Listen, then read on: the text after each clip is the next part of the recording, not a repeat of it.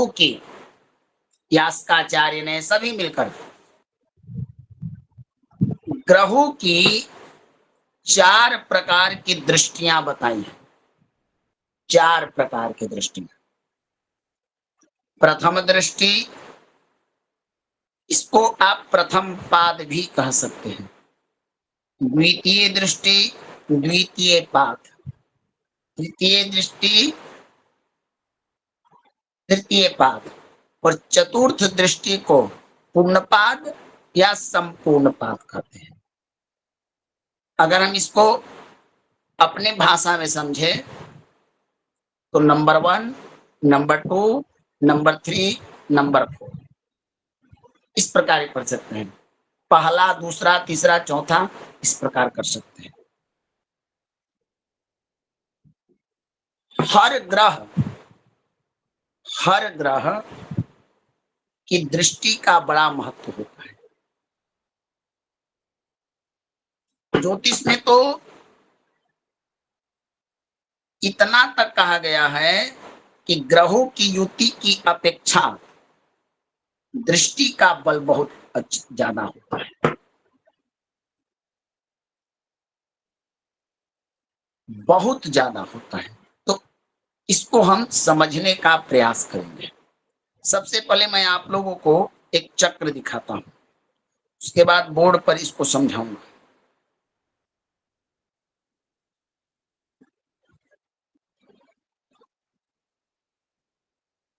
चक्र दिख रहा है भगवान ना?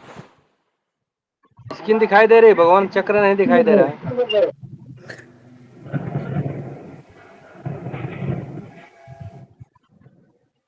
एक मिनट,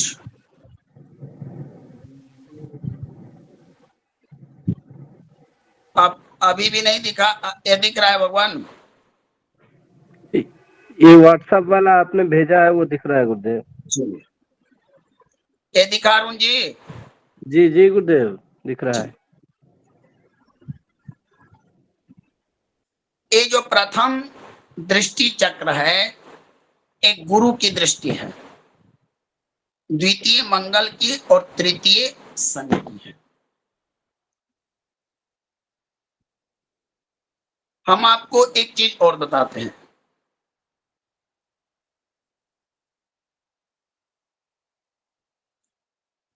पराशर जी ने कहा कि कोई भी ग्रह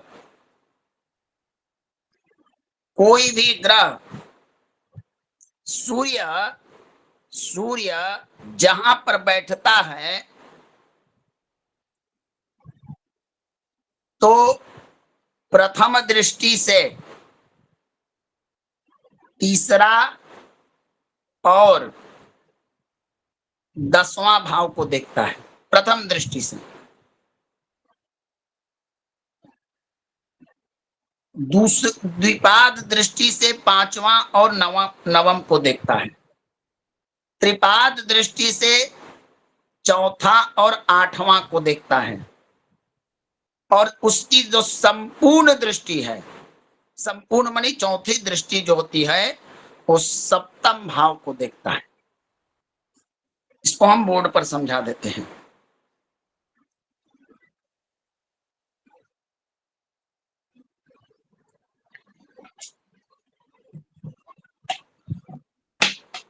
मान लीजिए कि एक मैंने कुंडली बनाया, बोर्ड दिख रहा है अरुण जी ना? जी गुरु जी। एक कुंडली बनाया मैंने ऐसे,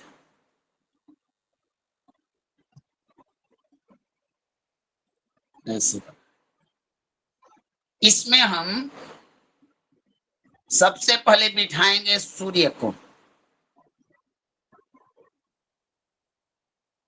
सूर्य को मैं सप्तम कहीं भी हम दे सकते हैं, कुंडली के किसी भाव में सूर्य बैठ सकते हैं।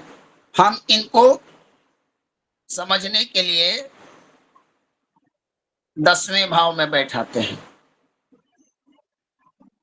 अब सूत्र था कि 3-10 यानी कि सूर्य की जो प्रथम दृष्टि है वो तीसरा, तो तीसरा स्थान आपका होगा एक, तीसरा, क्योंकि सूर्य जहां बैठे हैं उससे आगे देखते हैं, तो तीसरा।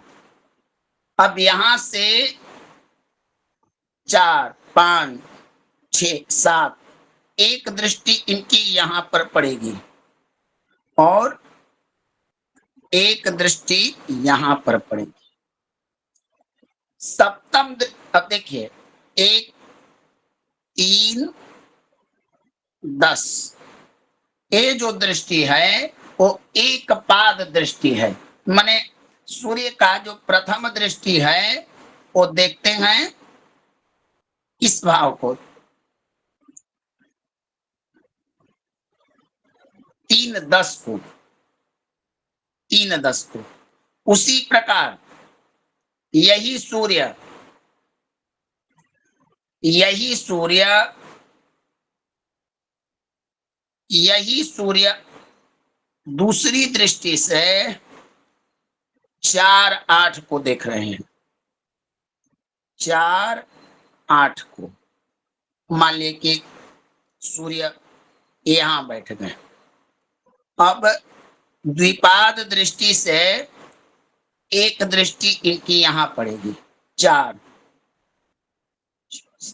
और एक दृष्टि यहां पड़ेगी, तो इनकी चौथी 8वीं दृष्टि इनकी हो गई आपको द्विपाद दृष्टि। अब इसी प्रकार आपको सभी ग्रहों की दृष्टि का बोध करना है, ये चक्र याद करना है कि प्रथम पाद दृष्टि से 3-10, द्विपाद दृष्टि से मैंने 5-9 देखते हैं, और त्रिपाद दृष्टि से 4-8, और सप्तम देखते हैं संपूर्ण दृष्टि से। अब भगवान ज्यादातर ऋषियों ने, ज्यादातर देखा गया कि जो प्रथम पाद दृष्टि है वो सामान्य फल देता है, ज्यादा उसका प्रभाव नहीं है। द्विपाद दृष्टि थोड़ा उससे ज्यादा होता है, त्रिपाद दृष्टि भी उससे थोड़ा ज्यादा होता है। विचारणीय ज्योतिष शास्त्र में सप्तम यानी संपूर्ण दृष्टि का ही स्थूल रूप में कहा जाता है, क्योंकि हमारे ऋषियों ने कहा है संपूर्ण दृगबल मनंग गृहे बदंती, अर्थात संपूर्ण दृष्टि ही ज्यादा प्रभावशाली होती है। तो ये चक्र मैंने डाल दे, देखिए लिखा गया होरा शास्त्रे भिन्न दृष्टि खेटा नाम च परस्परम त्रिदशे च त्रिकोणे च चतुरस्त्रे च सप्तमे शनि देव गुरु भौम परे च वीक्षणेधिका पादार्थ त्रिपदम पूर्णम वदन्ति गणकोत्तमा शनि पादम त्रिकोणेषु चतुरस्त्रे द्विपादकम त्रिपादम सप्तमे विप्रे त्रिसे पूर्णमेव हि चतुरस्ते गुरुपादम सप्तमे च द्विपादकम त्रिपादम त्रिदशे विप्रम पूर्णम पश्यति कोनभे सप्तमे पादमेकं च द्विपादम त्रिदशे त्रिपादम त्रिकोणेषु भौमः चतुरस्थ अन्ये साम त्रिदशे पादम त्रिपादम त्रिकोण चतुरस्ते त्रिपादम च पूर्णम पश्यति सप्तमे। पराशर जी ने स्पष्ट कह दिया है कि ज्यादातर आपको फल देखना है सप्तम दृष्टि का ही। आइए अब इसको हम समझाते हैं। इस चक्र में गुरु की 3 प्रकार की दृष्टियां प्राप्त है। हुआ क्या कि राजा सूर्य, उनकी दृष्टि सप्तम एक दृष्टि दिया गया, चंद्रमा को प्रभावशाली एक दृष्टि दिया गया, बुध और शुक्र इन सब को एक एक दृष्टि दिया गया। लेकिन राज परिवार के 4 ऐसे ग्रह हैं जिनको विशेष दृष्टि दिया गया। अब विशेष दृष्टि देने का तात्पर्य क्या है भगवान, बात कर लेते हैं। सबसे पहले सेनापति मंगल जिस स्थान पर बैठते हैं उनकी संपूर्ण दृष्टि, चौथी दृष्टि जो होती है वो 3 स्थान को प्रभावित करती है। यानी समझिए एक ग्रह कुंडली में अगर अच्छा हुआ तो आपके जीवन के बहुत सारे चीजों पर उसका प्रभाव पड़ता है। देखिए मंगल को ही इस कुंडली में देखिए, ये बैठे हुए हैं लग्न से 7वें स्थान पर। कोई भी लग्न होगा तो जहां मंगल बैठे हैं वो 7वां स्थान ही होगा, कोई भी हो, मिथुन, तुला, कन्या, कोई। अब यहां से चौथी दृष्टि इनको मिला कर्म स्थान, यानी 10वां भाव। फिर ये देख रहे हैं सप्तम भाव को, और फिर देख रहे हैं सप्तम दृष्टि से लग्न को देख रहे हैं, और अष्टम दृष्टि से ये द्वितीय स्थान को देख रहे हैं। विशेष दृष्टि देने वाले, प्राप्त करने वाले 3 ग्रह प्रामाणिक तौर पर है, और एक का दृष्टि कहीं मिलता नहीं, लेकिन आधुनिक पद्धतियों में प्राप्त हो जाता है, राहु और केतु का। मंगल सेनापति, मंगल पराक्रम के कारक हैं।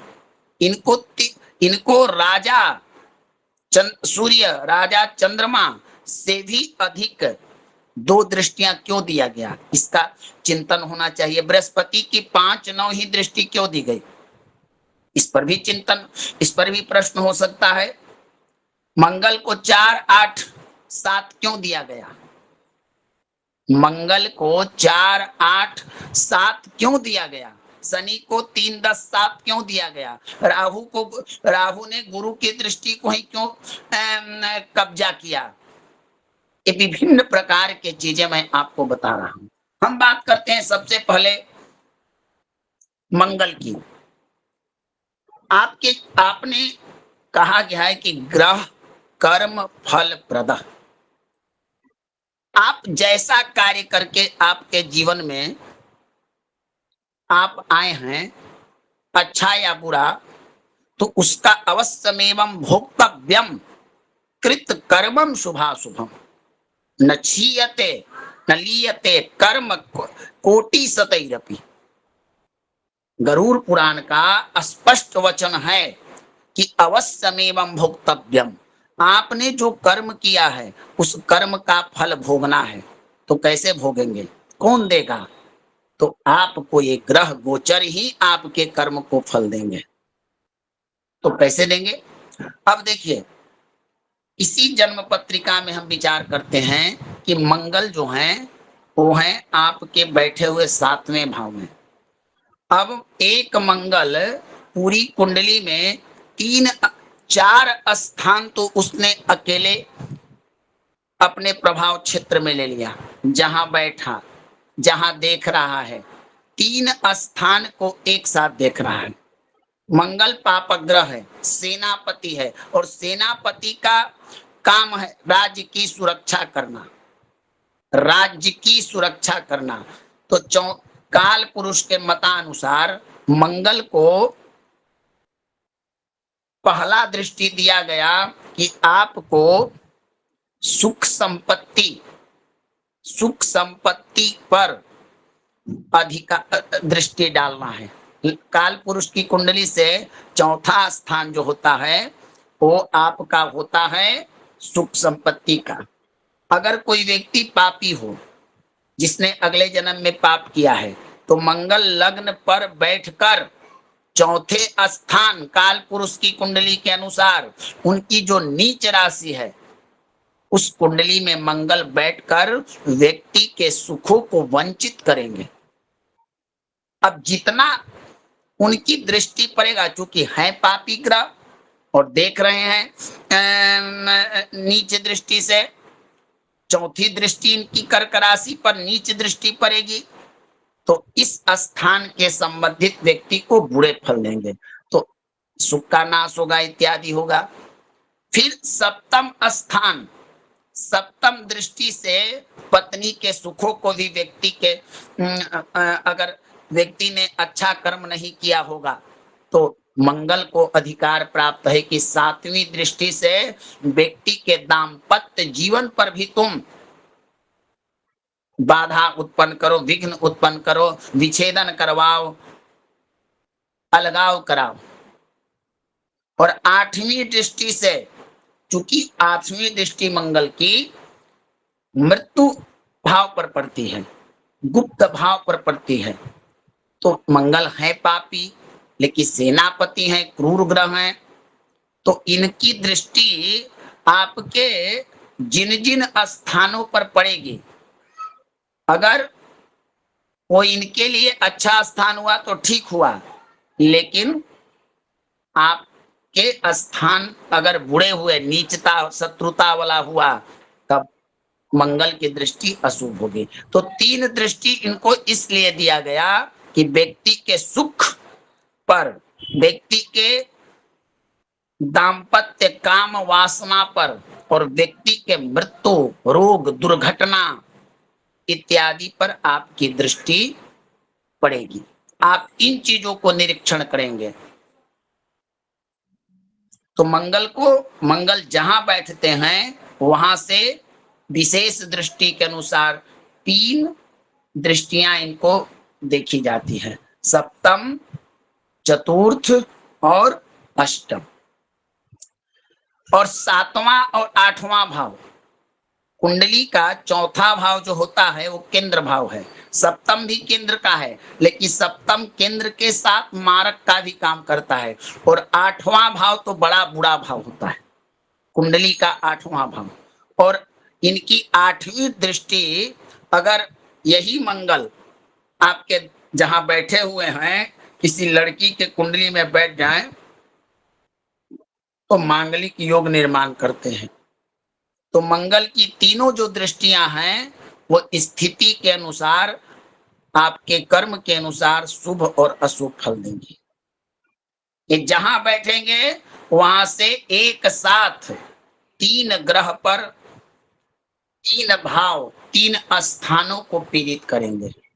अगर अच्छा फल देंगे तो आपको बहुत आगे ले जाएंगे, अगर बुरा फल देंगे तो तीन चीजें आपके जीवन को प्रभावित करेंगे।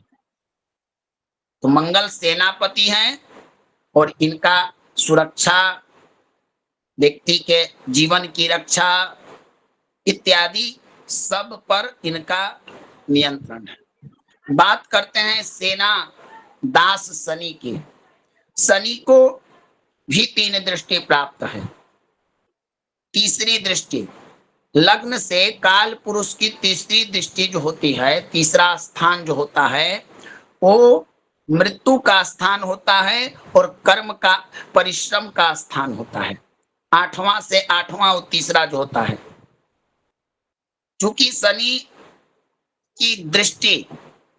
की दृष्टि जिस भाव पर पड़े, शनि की दृष्टि विष दृष्टि मानी जाती है, अकारक दृष्टि मानी जाती है, अशुभ दृष्टि मानी जाती है, विनाशकारी दृष्टि मानी जाती है। शनि की दृष्टि शुभ नहीं होती है। शनि की दृष्टि जिस स्थान पर पड़ेगा, जिस भाव पर पड़ेगा, जिस पर पड़ेगा, तो उस भाव के संबंधित, उस घर के संबंधित, उस स्थान के संबंधित फलों में न्यूनता, अति न्यूनता या पूर्ण न्यूनता आपको देखने को मिलेगा। मित्र राशि को देखेंगे, मित्र भाव को देखेंगे तो थोड़ा कम करेंगे, लेकिन की दृष्टि शुभ नहीं होती है। तो शनि को दिया गया तीसरा स्थान। फिर पत्नी का स्थान, पत्नी का स्थान जो ये दास हैं, नौकर हैं, दुख कारक हैं, आयुष्य कारक इनको भी माना जाता है। तीसरा स्थान परिश्रम का स्थान है, भाई एकदम देखते रहो, परिश्रम करते रहो। शनि का आदेश है, कर्म कारक ग्रह है।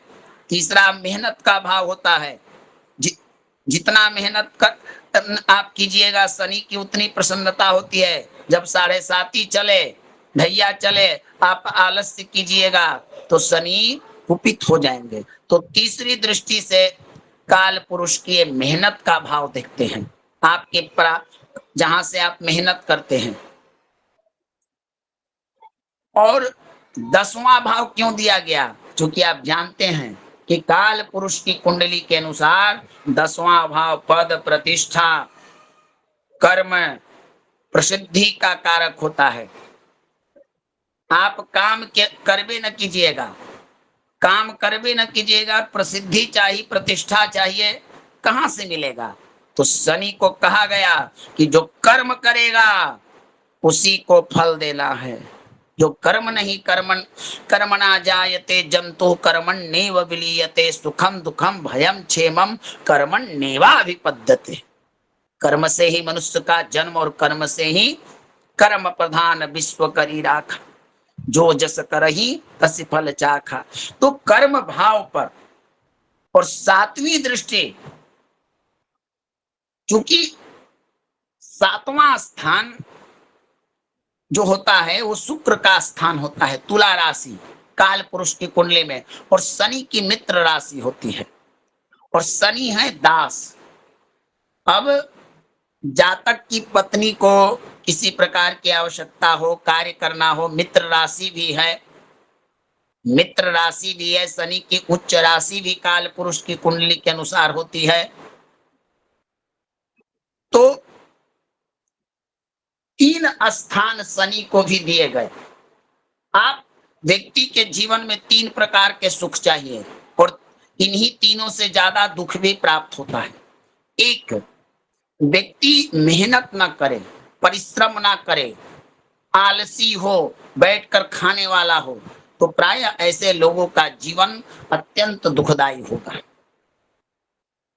अत्यंत दुखपूर्ण बीतता है।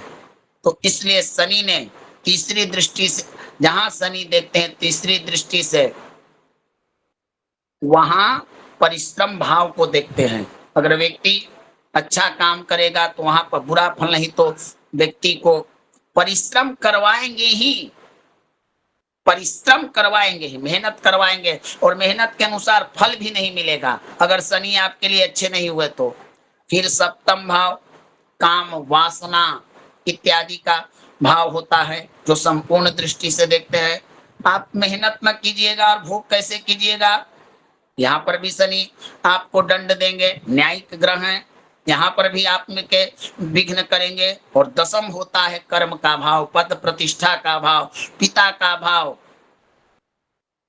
तो 3 भाव शनि को दिए गए हैं, जिसमें आपका काम है यहाँ पर नियंत्रित करना, यहाँ पर देख रेख करना। अब बात करते हैं देवगुरु की।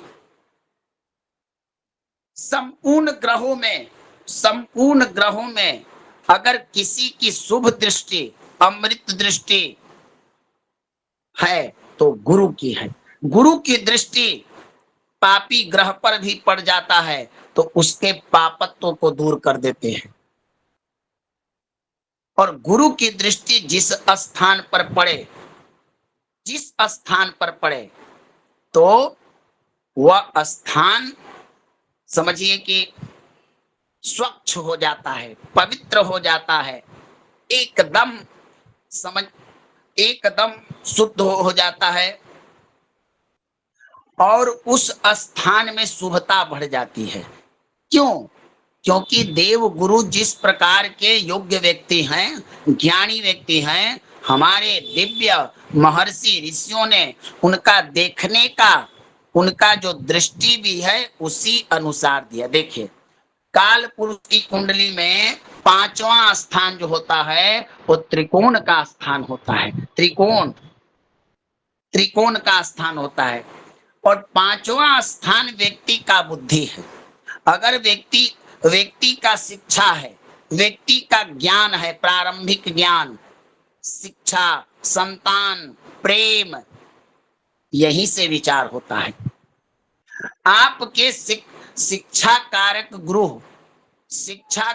गुरु और ज्ञान आपका 5वीं दृष्टि से प्रथम आपके वो बुद्धि को देखते हैं। अब जिस व्यक्ति की बुद्धि ज्ञान से युक्त हो जाए, बुद्धि और ज्ञान एक साथ हो जाए, तो फिर कहना ही क्या है, कोई भी असंभव नहीं। तो प्रारंभिक शिक्षा, शुरुआती शिक्षा, लोअर क्लास की शिक्षा, और बुद्धि, आप कितना बुद्धिमान है, आपका संतान, आपका प्रेम पर गुरु की दृष्टि होती है। पांचवा भाव त्रिकोण भाव जो शुभ भाव माना जाता है, पंचम दृष्टि से गुरु उस पर एकदम निरीक्षण करते रहते हैं। बात करते हैं सप्तम भाव। सप्तम भाव व्यक्ति के काम, वासना, भोग, मृत्यु, मृत्यु का कारण, मृत्यु इससे नहीं होता, मृत्यु का कारण बनता है सप्तम। इस भाव पर भी गुरु की दृष्टि होती है। अब समझिए कि आपके भोग, विलास, वासना पर ज्ञान का दृष्टि पड़ रहा है, तो जब ज्ञान की दृष्टि पड़ेगी तो गुरु की दृष्टि पड़ने का मतलब क्या हुआ कि व्यक्ति पत्नी ज्ञानी होगी, धार्मिक होगी, या पति में धर्म का वास होगा, पति धार्मिक होगा, क्योंकि गुरु की शुभ दृष्टि पड़ रही है। तो जिस व्यक्ति का दाम्पत्य जीवन में पति और पत्नी दोनों ही ज्ञानी मिल जाए, दोनों ही धर्म से जुड़े लोग हो जाएं, धर्मनिष्ठ हो जाएं, कर्तव्यनिष्ठ हो जाएं, दयावान हो जाएं, दोनों का विचार, दोनों ज्ञानी एक जगह हो जाएं, तो फिर दाम्पत्य का जीवन का जो पहिया है हमेशा चलते रहता है एक दूसरे के सहयोग से। सप्तम भाव और चीजें, बहुत सारी चीजें। सप्तम भाव कुंडली का, काल पुरुष की कुंडली के अनुसार गुरु की शत्रु भाव का भी होता है, लेकिन गुरु और शुक्र में शत्रुता नहीं है। ना शुक्र गुरु को शत्रु मानते हैं और ना गुरु शुक्र को शत्रु मानते हैं, दोनों में मित्रता नहीं है, तो समत्व है। तो इसीलिए ऋषियों ने कहा कि आप गुरु हैं, ज्ञानी हैं, बड़े व्यक्ति हैं, आपको व्यक्ति के दाम्पत्य पर दृष्टि होनी चाहिए। यहीं से व्यक्ति बिगड़ सकता है, यहीं से व्यक्ति के जीवन खराब हो सकता है, यहीं से व्यक्ति का पतन भी हो सकता है। तो सप्तम, क्योंकि भोग मनुष्य को रोगी भी बनाता है, भोगी भी बनाता है, और जब रोग और भोग किसी के जीवन में आ जाए तो फिर आवश्यकता पड़ती है छूटने के लिए योग की, योग और संयोग। नवम दृष्टि क्या है? गुरु धर्म के कारक हैं, गुरु धार्मिक ग्रह हैं, आध्यात्मिक ग्रह हैं। नवा भाव आपका धर्म भाव होता है। अब इस भाव पर किसी पापक ग्रह की दृष्टि नहीं दी गई है, इसीलिए गुरु को यहाँ का व्यक्ति का भाग्य और व्यक्ति का धर्म, अगर जीवन में व्यक्ति के धर्म ना हो, धर्मे नहीं, धर्मे ज्ञाने नहीं ना पशु भी समाना, और धर्महीन व्यक्ति तो कहीं का है ही नहीं। तो धर्म, वासना और बुद्धि, ज्ञान, इन तीनों पर गुरु की पंचम दृष्टि, पंचम सप्तम दृष्टि से देखते हैं। अब बात कर लेते हैं एक और ग्रह की हम, राहु। देखिए राहु का जो प्रभाव है ऐसे छाया ग्रह है, लेकिन बड़ा दुष्ट ग्रह भी इसको कहिए। जिसके साथ बैठ जाए उसी का रूप धारण कर ले। इसने देखा कि मंगल शत्रु, इसका वैसे ही मैं बदनाम हूं, भ्रम, दुष्ट की श्रेणी और सेना की श्रेणी में रखा गया है। राहु बड़ा चालाक है, इसने कहा कि जो मंगल को मिला है उससे व्यक्ति के जीवन में कोई ज्यादा बदलाव नहीं होगा। क्या होगा? व्यक्ति सुखहीन, सुख से थोड़ा कमी रहे, पैसा अगर ना रहे, माता का सुख ना मिले, भूमि भवन ना मिले, तो व्यक्ति रह सकता है। अरे पत्नी से विवाद होकर भी व्यक्ति रह सकता है, जीवन चल सकता है। मृत्यु, व्यक्ति का दुर्घटना होना, ये सब चीजें भी हो सकती हैं।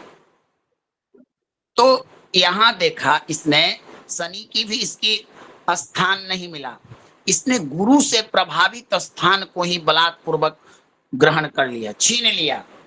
कि अगर हमको किसी व्यक्ति को जीवन में विनाश के पथ पर ले जाना है, किसी को विनाश का सबसे पहले उसका बुद्धि भ्रष्ट कर दो, बुद्धि ही उसका भ्रष्ट कर दो। और राहु ब्रह्म है, माया है, माया है। और जब समझिए इसने पांचवी दृष्टि ली, जहां गुरु बुद्धि के निरीक्षण कर रहे हैं, ज्ञान इसके द्वारा, ज्ञान के प्रकाश से संतान के प्रेम के पर दृष्टि डाले हुए है, उसी गुरु के प्रभाव को कम करने के लिए एक भ्रम, माया रूपी राहु ने पांचवी दृष्टि से पंचम स्थान को ग्रहण कर लिया। कि आप ज्ञान दीजिएगा, हम उसके मन में भ्रम डालेंगे, आप उसको सही मार्ग दिखाइएगा, हम उसको गलत मार्ग दिखाएंगे। ये लॉटरी सट्टा सब यही से होता है, पंचम भाव से ही। तो पहला इसने छीन लिया। व्यक्ति को बर्बाद करना हो तो बुद्धि भ्रष्ट कर दो। सप्तम भाव, इस भाव पर भी गुरु की दृष्टि है। अब इसने यहां पर भी अपना अधिकार जमा लिया कि जब पति पत्नी में संशय करवा दो, भ्रम फैला दो कि उसका पति दूसरे के साथ है, उसके या किसी भी विषय को लेकर पति पत्नी में लड़ाई लगवा दो, पार्टनर में लड़ाई लगवा दो, मित्रता के बीच में लड़ाई लगा दो, भ्रम फैला दो, माया फैला दो, विच्छेद करा दो, अपने आप व्यक्ति बर्बाद हो जाएगा, अपने आप उसको कष्ट जीवन में आ जाएगा। जहां गुरु ज्ञान के द्वारा दाम्पत्य जीवन में प्रेम सद्भाव ज्ञान के द्वारा दे रहे हैं, दाम्पत्य जीवन के एक अच्छा दाम्पत्य जीवन बनाने में लगे हुए हैं। एक दुष्ट राहु जैसे लोग संसार में बहुत सारे राहु आपको मिलेंगे, जो अच्छे काम को विघ्न करेंगे, अच्छे काम को रोकेंगे। तो यही राहु है कि जहां गुरु अच्छी दृष्टि से दो लोगों के बीच में, ये पार्टनर का भाव भी होता है, अपना ज्ञान के द्वारा अच्छा संबंध बनवा रहे हैं, पति पत्नी का जुड़ाव करा रहे, वही ये माया फैलाकर या तो पत्नी को परपति के खिलाफ उस्का देता है, न तो पति के जीवन में ऐसा कुछ कोई भ्रम फैला दे। सातवीं भाव में राहु की दृष्टि और सातवां भाव में राहु बैठना वैसे भी फलित ज्योतिष में अच्छा नहीं माना जाता है। तो इसके लिए इसने सातवीं दृष्टि ले ली। अब नवम भाव को क्यों लिया भगवान? नवम भाव उच्चतम भाव माना जाता है। ये पांचवा और नावा और कुंडली के सबसे पवित्र भाव होते हैं। यहाँ पर राहु का प्रभाव होता है। और भ्रम होता कहाँ है? शिक्षा में भ्रम होता है, धर्म करने में भ्रम होता है। माया क्या है? माया अंधकार है, और पूरा माया ने नवम भाव पर प्रभाव डाल दिया। जहां गुरु ज्ञान देकर आध्यात्म की ओर ले जाते हैं, जहां आपको धर्म करवाते हैं, तीर्थ यात्रा करवाते हैं, पूजा पाठ करवाते हैं, पिता का भी विचार होता है, उच्चतम शिक्षा का भी विचार होता है, उस भाव को राहु ने भी छीन लिया। कि यहीं से किसी व्यक्ति को मारना हो तो बंदूक से ही नहीं मारा जाता है, चाकू से ही नहीं मारा जाता है, कई तरीके और है। उसको धर्म भ्रष्ट बना दो, उसके मन में माया उत्पन्न कर दो, गलत भावना गलत रास्ता दिखा दो। तो इस प्रकार से भगवान यही चीजें राहु ने बृहस्पति से छीन लिया। अब होता क्या है? बृहस्पति की जो दृष्टि होती है भगवान, यह दृष्टि सभी ग्रहों की दृष्टि में से कोण दृष्टि कहते हैं। देखिए त्रिकोण बनेगा, लग्न से पांचवा एक कोण बना, और पंचम से पंचम एक त्रिकोण बन जाता है, नवम से पंचम और पंचम लगन से पंचम और पंचम से पंचम। ये त्रिकोण जो होता है कुंडली का बड़ा पवित्र भाव होता है। तो यहां पर भी राहु ने इसको ग्रहण कर लिया। अब ये तो आपको मैंने बताया कारण। अब भगवान इस दृष्टि चक्र का बहुत ही कुंडली में महत्व है। मैं उदाहरण देकर बताता हूं। जैसे मान लीजिए कि एक कुंडली मैंने यहां पर लगा दिया, एक कुंडली मैं यहां पर लगाता हूं। अब आप लोगों को अभ्यास ये करना है कि अब देखिए यहां पर कुंडली है। अब इस कुंडली में जब आप पहली बार ज्योतिष के ग्रह दृष्टि पढ़िएगा तो आपको चुनना है कि मान लीजिए हम देखना चाहते हैं कि पहला भाव पर किन किन ग्रहों की दृष्टि पड़ रही है, तो आपको देखना है। तो सबसे पहले किसी एक ग्रह से गिरे, जैसे गुरु यहाँ बैठे हैं, 1 2 3 4 5 6 7 8 9, गुरु की दृष्टि नहीं पड़ रही है। 1 2 3 4 5 6, यानी लग्न स्थान पर किसी ग्रह की दृष्टि नहीं पड़ रही है। अगर किसी भाव पर, जैसे शनि, शनि तीसरे दृष्टि से द्वितीय भाव को देख रहा है, फिर सप्तम दृष्टि से दसम भाव को देख रहा है, अष्टम नवम और दसम दृष्टि से भाग्य भाव को देख रहा है। आपको करना क्या है, आपको कुंडली में एक चार्ट बनानी है कि कौन कौन से ग्रह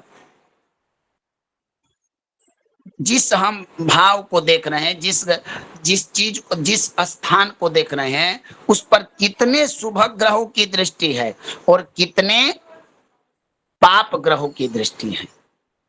बृहस्पति की दृष्टि अगर किसी भाव पर पड़े, किसी पापी ग्रह पर पड़े, तो उसके पापत्व में कमी आ जाती है, और उस भाव में पाप दृष्टि भी हो तो गुरु उसके पाप प्रभाव को कम कर देता है। तो जिस भाव पर गुरु की दृष्टि पड़ती है, अगर वो वहां शुभता होती है, मित्र दृष्टि हो तो और हो, उच्च दृष्टि हो तो और हो। तो ये दृष्टि का जो संबंध है जन्म पत्रिका में, ज्योतिष में बड़ा महत्व होता है। जिस भाव पर दृष्टि किसी ग्रह का ना पड़े वो भाव प्रायः कमजोर माना जाता है। तो भगवान, अब जैसे देखिए सूर्य बैठे हुए हैं कर्क राशि में, कर्क राशि से सूर्य की दृष्टि सातवें भाव यानी मकर राशि पर पड़ी। अब आपको देखना है कि सूर्य किसको देख रहे हैं। इनकी मकर जो राशि है, सातवां दृष्टि से, संपूर्ण दृष्टि से देख रहे हैं, किसको देख रहे हैं, ये तो इनका मित्र नहीं है, तो शत्रु दृष्टि से देख रहे हैं। अब सूर्य की जो शत्रु, अब बताइए कोई दुश्मन हो, आपके दुश्मनी से दृष्टि से देखे तो आपके लिए वो अच्छा कैसे हो सकता है। आपका कोई दुश्मन आपको दुश्मन के नजरिया से देखे, नजरिया भी भगवान बनाना पड़ता है।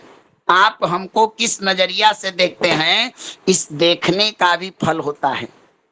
कोई व्यक्ति अपनी माता, इस बहन, स्त्री को अच्छा नजरिया से देखता है और दूसरे लोगों को बुरा नजरिया से देखता है। तो जब दूसरे लोगों को बुरा नजरिया से देखेगा तो उसके मन में उनके प्रति बुरा विचार आएगा। अगर वही नजरिया अपने माता पिता पर लगाए तो वो बनेगा नहीं।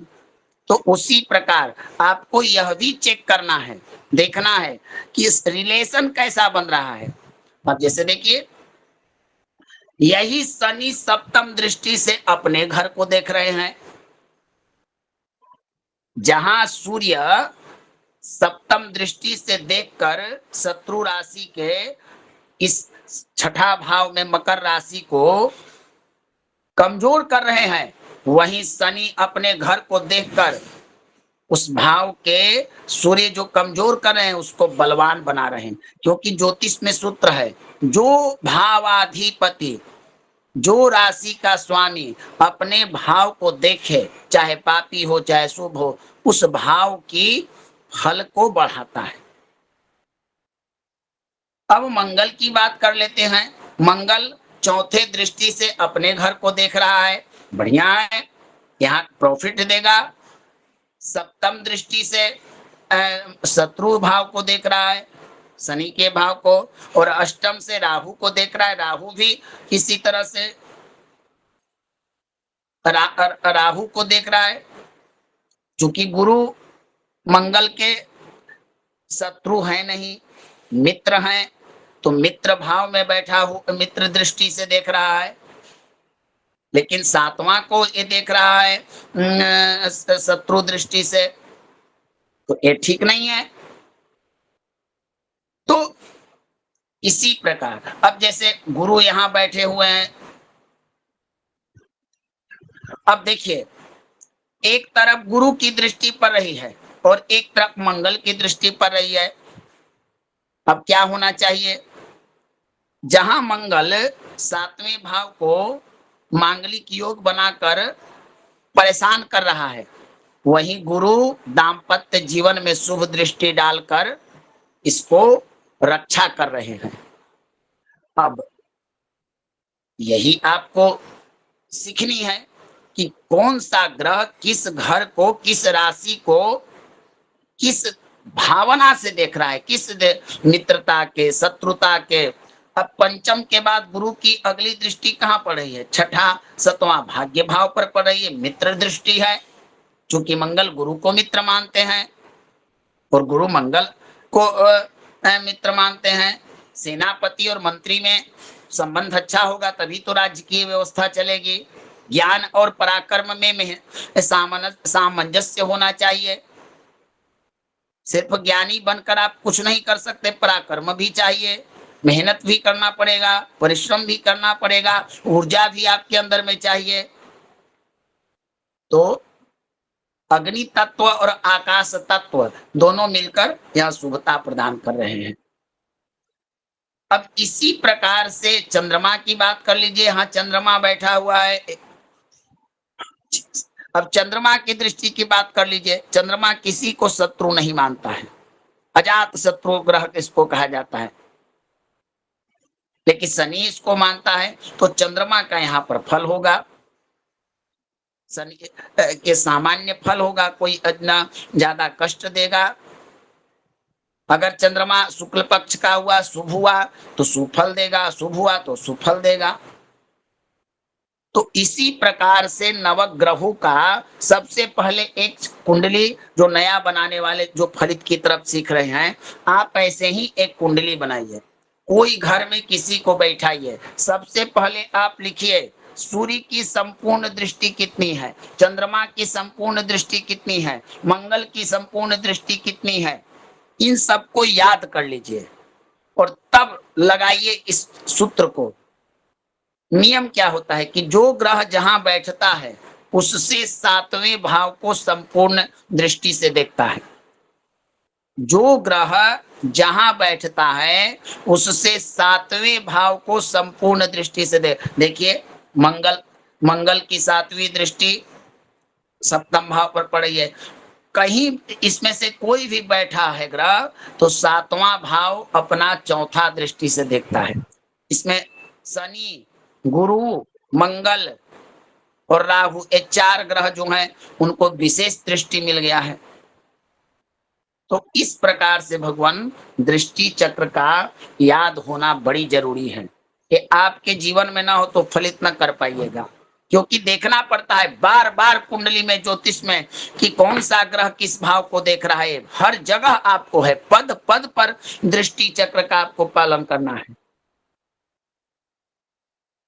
अब भगवान, शनि एक ऐसा ग्रह है जो सबसे विपरीत शनि फलम। शनि एक ऐसा ग्रह है जिसका हर फल विपरीत होता है। सब कोई कहता है कि फास्ट चलना चाहिए जीवन में, बड़ी तेजी से चलने वाला व्यक्ति इंटेलिजेंट कहा जाता है। गुरु चलते हैं, ये शनि की अपेक्षा गुरु की गति भी तेज है, इनसे गति तेज है शुक्र का, बुध का, मंगल का, शुक्र का, चंद्रमा का। लेकिन शनि आराम से चलते हैं, आराम से चलते हैं। लेकिन शनि जो ऐसे हैं, सब लोग जल्दी चल लेते हैं, सबका फल अपना अपना एक वर्ष में होता है। लेकिन शनि 2.5 वर्ष तक एक राशि में रहते, धीरे धीरे चलते हैं, लेकिन फल जो देते हैं इन लोगों की अपेक्षा सोना को तपा कर शुद्ध कर देते हैं 7.5 और ढैया में। तो शनि की एक चरण दृष्टि जो पड़ती है वो बड़ी दृष्टि होती है। शनि की दृष्टि शुभ दृष्टि नहीं होती है, और बृहस्पति की दृष्टि, शुक्र की दृष्टि, बुध की दृष्टि, चंद्रमा की दृष्टि, बलवान, इन लोगों की दृष्टि शुभ होती है। तो पूर्णम पश्यति रवः रविस्तृश्य त्रिकोणवती जीवा। तो भगवान आपको देखना है, कुंडली में ग्रहों की दृष्टि का महत्व है कि कैसा ग्रह आपके किस चीज को देख रहा है। जितने शुभ ग्रह आपके संपत्ति, आपके व्यक्तित्व, आपकी शिक्षा, आपका पत्नी, आपका कर्म पर देखेंगे, उतना ही आपके जीवन में वो चीजें लाभ प्राप्त करेंगी। तो इस प्रकार मैंने आप लोग को दृष्टि चक्र के बारे में समझाया। किन्हीं का कोई प्रश्न हो तो पूछिए, किन्हीं का कोई प्रश्न हो तो पूछिए भगवान।